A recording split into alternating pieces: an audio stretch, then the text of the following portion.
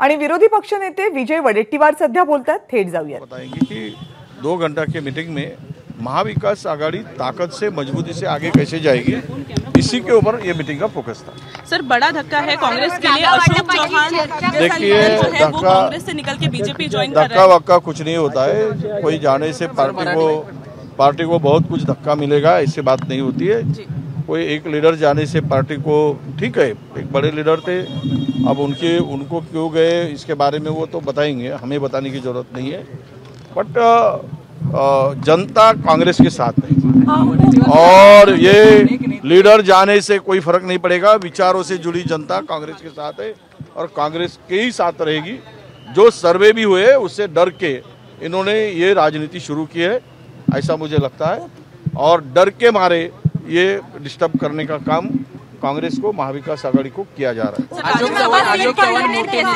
Sir, Rajya Sabha seat के related कैसे देखते हैं आप? अच्छे कंफर्टेबल वो निर्णय राज्यसभा सीट का निर्णय हाईकमान लेने वाले हैं और हमारे पास में राज्यसभा सीट जीतने के लिए जितना कोटा चाहिए पूरा उससे भी ज्यादा है।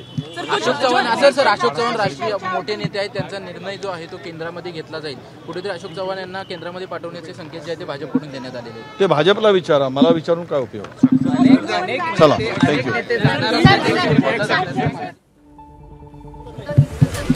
तर राज्यसभेच्या सीट संदर्भात मी काँग्रेसमध्ये आहे, काँग्रेसमध्ये राहील, मरेपर्यंत काँग्रेसमध्ये राहील।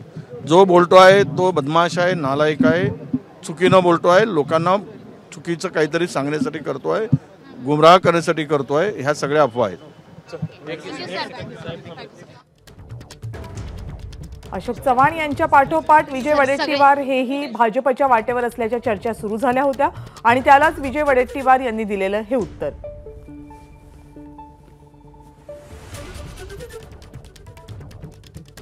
नेते कुठेही गेले तरी जनता मात्र काँग्रेस सोबतच आहे आणि याशिवाय राज्यसभेच्या निवडणुकीचा जर प्रश्न असेल तर राज्यसभेच्या निवडणुकीसाठी आमच्याकडे पुरेसे मतं आहेत आणि उमेदवार कोण द्यायचा याचा निर्णय काँग्रेसचं वरिष्ठ नेतृत्व दिल्लीमध्ये घेईल, हायकमांड घेतील, अशीही माहिती वडेट्टीवार यांनी दिली।